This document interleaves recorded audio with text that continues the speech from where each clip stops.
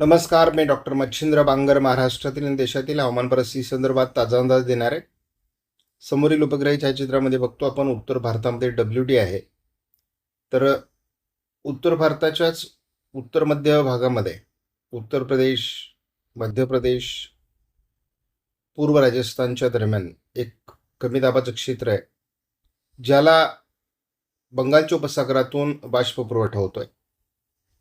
पूर्णपणे अरबी समुद्रातील शाखा ही कमजोर झाली आहे आणि यापुढे ती कमजोरच राहण्याची शक्यता आहे. याचं कारण नारळी पौर्णिमेनंतर कोकणातील पावसाचा प्रभावच कमी होत असतो. त्यामुळे आपल्याला वातावरणीय बदल जाणवणं आता अपेक्षित आहे. उद्या म्हणजे 30 तारखेला मुख्यत्वे करून पूर्वा नक्षत्राचा सुरुवात होणार आहे आणि पूर्वा नक्षत्रानंतर दिशा बदल हवामानामध्ये महत्त्वाचा आहे आणि थोड्या फरकाने तो देखील आपल्याला जाणवणार आहे. गेल्या 24 तासात झालेल्या पावसाचा अंदाज आपण बघणं आवश्यक असतं. आपण दिलेला अंदाज आणि पडलेला पाऊस याची तुलना त्यामुळे आपल्याला करता येते आणि या ठिकाणी आपण बघतो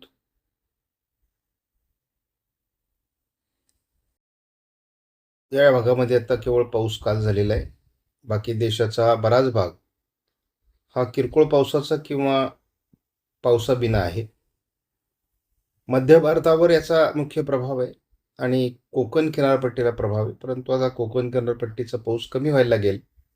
मध्य भारतावर जोपर्यंत हे एक हवामान प्रणाली सक्रिय आहे तोपर्यंत हा पाऊस राहील. त्यानंतर पावसाचं प्रमाण पुन्हा बदलण्याची शक्यता आहे. हे वर्ष अवघड आहे, कारण एलिनोच्या वर्षामध्ये आणि तीव्र स्ट्रॉंग एलिनोच्या वर्षामध्ये हवामानावर मोठे विपरीत परिणाम होतात. त्याला काउंटर करणारे घटक आयोडी आणि MgO हे देखील पोषक असावे लागतात. मात्र हे दोन्ही घटक पोषक नसल्यामुळे एलिनोचा प्रभाव अधिक वाढलेला आहे. हा 8 दिवसाचा CFS मॉडेलचा अंदाज आहे. या अंदाजाचं निरीक्षण एवढ्यासाठी करायचं की वातावरण कोणत्या दिशेला आहे.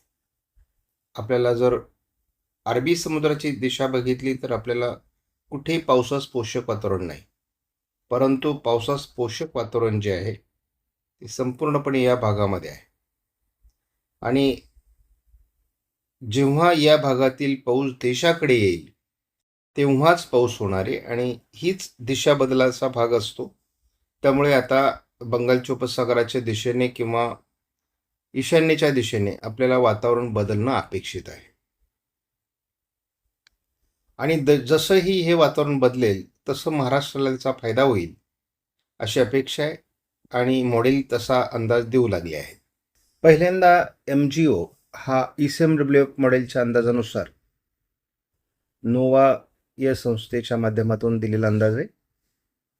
9 तारखेला फेज 1, 2 आणि 3 असा येण्याची शक्यता आहे. आणि जर असं झालं तर मात्र आपल्याला या ठिकाणी स्पष्टपणे जाणवतंय की पावसाच्या प्रमाणात वाढ होईल. म्हणजे पहिल्यांदा एक घटक आपल्याला आपल्या दृष्टीने सकारात्मक होताना दिसतोय. जपानच्या मेट्रोलॉजिकल एजन्सीने देखील या बाबीस दुजोरा दिलेला आहे. साधारण 12 ते 15 तारखेच्या दरम्यान सप्टेंबरला आपल्याला या फेजमध्ये तो सरकताना दिसतोय. ऑस्ट्रेलियाच्या हवामान विभागाने दिलेल्या अंदाजामध्ये सुद्धा 25 ऑगस्टला हा अंदाज दिलेला आहे. त्यांनी सुद्धा सप्टेंबर महिन्यामध्ये 14 सप्टेंबर, 19 सप्टेंबर आणि साधारण 24 सप्टेंबरच्या दरम्यान MgO हा पॉझिटिव्ह फेजमध्ये म्हणजेच 1, 2, 3च्या दरम्यान राहण्याची शक्यता व्यक्त केलेली आहे. जर असं होत असेल तर यदा कदाचित सप्टेंबर आपल्याला साथ देऊ शकतो, कारण MgO हा एकमेव असा घटक आहे की जो पाऊसमान बदलू शकतो. MgO संदर्भामध्ये एक आणखी अंदाज आपल्याला ECMWF मॉडेलचा उपलब्ध झाला आहे. त्यामध्ये इथे स्पष्टपणे असं दाखवलेलं आहे की पुढील 20 दिवसामध्ये वातावरण कसं बदलत जाणार आहे. सध्या आत्ता तो या ठिकाणी आपल्याला या भागामध्ये म्हणजे आता आपल्याला हे कलर या ठिकाणी दिसतोय, त्यानंतर आपल्याला पिंक कलरमध्ये तो जाणार आहे 5 दिवसामध्ये, म्हणजे तो या भागामध्ये येईल. त्यानंतर पुढील 10 दिवसामध्ये तो या भागामध्ये प्रभाव टाकणार आहे. त्यानंतर 10 दिवसाने तो सगळे निळे कलर जे आहेत त्या भागामध्ये प्रभाव टाकणार आहे. आणि त्यानंतर आपल्याला हिरवा कलर दिसतोय, त्यामुळे हिरव्या कलरचा बराच भाग आपल्याला या ठिकाणी दिसतोय. याचाच अर्थ असा होतो की पॉझिटिव्ह फेजमध्ये एमजीओ येण्याचे संकेत साधारण पुढील 10 दिवसानंतर आहेत. 28ला पूर्व विदर्भ आणि कोकण हलकं वातावरण आहे. तीच परिस्थिती कोकणामध्ये थोडा पाऊस वाढतोय 29ला. विदर्भ कोकण पुन्हा एकदा प्रभाव वाढतोय. विदर्भ कोकणच पावसाळी परिस्थिती 31ला आहे. विदर्भाकडून पावसाचं प्रमाण मराठवाड्याकडे सरकण्याची शक्यता 1 तारखेपासून आहे. वाढ होते त्यामध्ये 2 तारखेला. 3 तारखेला थोडं विरळ वातावरण आहे, परंतु वातावरण मराठवाडा विदर्भ आहे, दक्षिण कोकण आहे.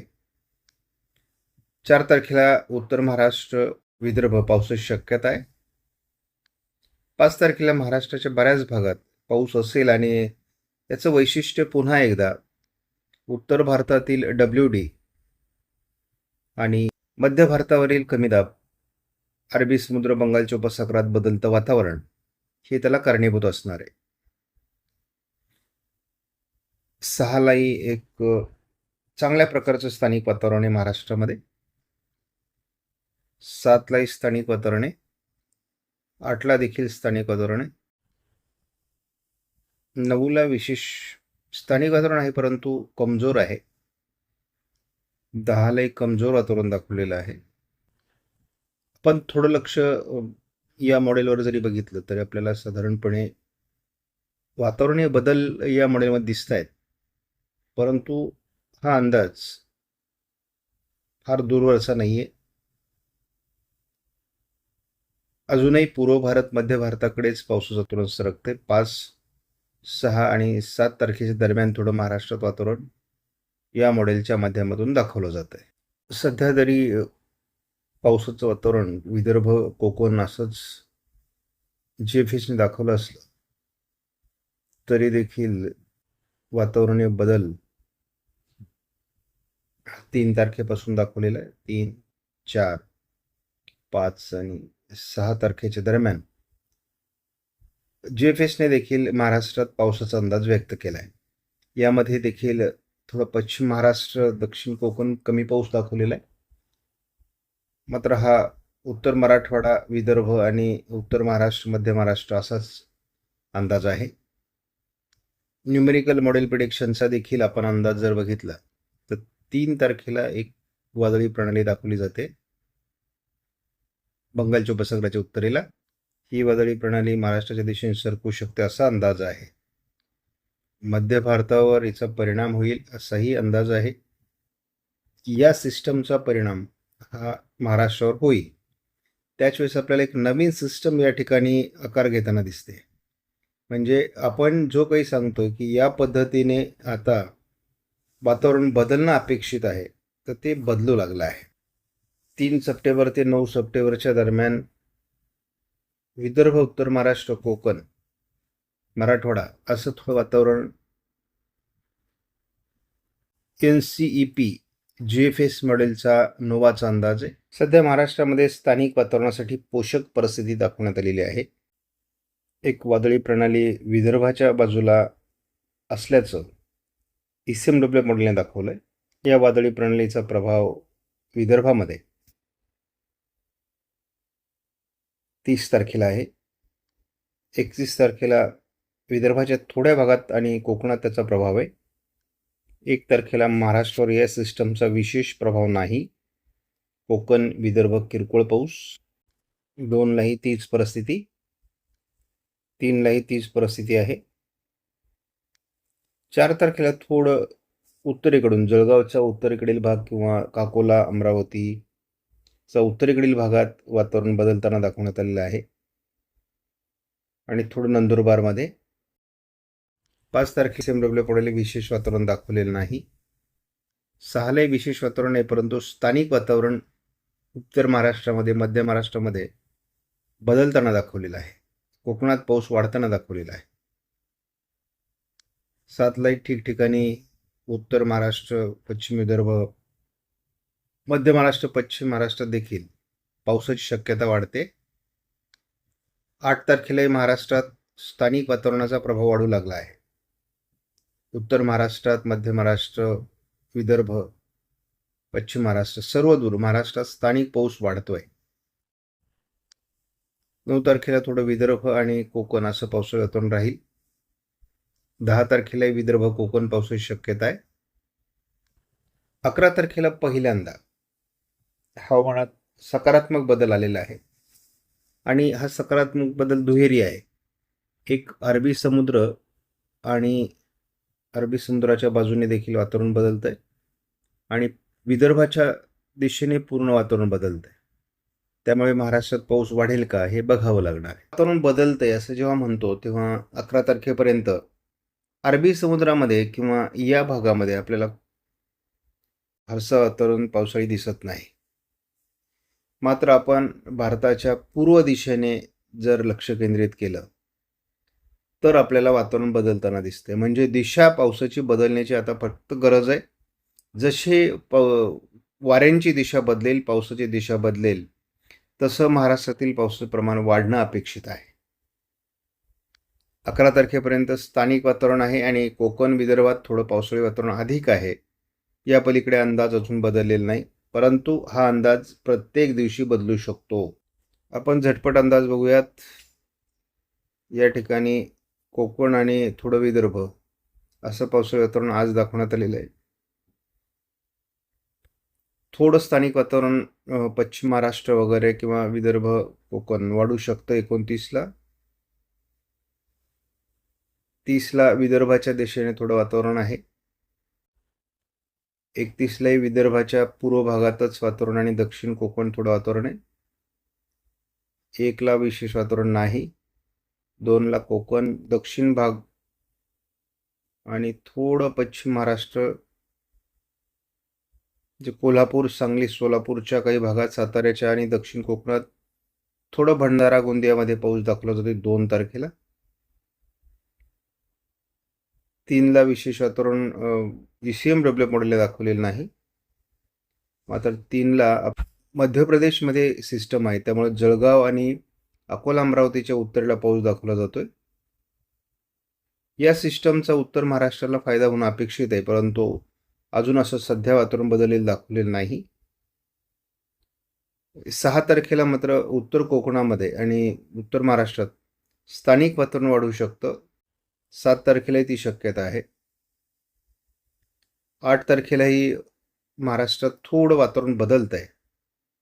म्हणजे मराठवाडा, उत्तर महाराष्ट्र, पश्चिम विदर्भ, उत्तर कोकण या ठिकाणी पावसाची शक्यता वाढते आहे. विदर्भामध्ये 9 तारखेला शक्यता आहे. 10 तारखेला शक्यता आहे आणि 11 तारखेला हवामानात मोठा बदल आहे आणि 11 तारखेपासूनच हवामान बदलण्याचे MGOचे संकेत आहेत. त्यामुळे महाराष्ट्रात 11 नंतर पावसाचं प्रमाण वाढू शकतं आणि हवामानातले अनेक घटक त्याला पोषक होऊ शकतात असा एक प्राथमिक अंदाज आलेला आहे आणि ह्या अंदाजावर आपण लक्ष केंद्रित केलेलं आहे. सप्टेंबरचा 11-12 तारखेपासून पुढे 25 तारखेपर्यंत चांगलं पाऊसमान राहू शकतं असा एक प्राथमिक अंदाज तयार झाला आणि हाच पाऊस महाराष्ट्रातील वातावरण बदलू शकतो. आपण यावर लक्ष ठेवून आहोत. आपणास व्हिडिओमधील माहिती महत्त्वपूर्ण वाटल्यास लाईक करा, शेअर करा, चॅनलला सबस्क्राईब करा. धन्यवाद. जय हिंद, जय महाराष्ट्र, जय बळीराजा.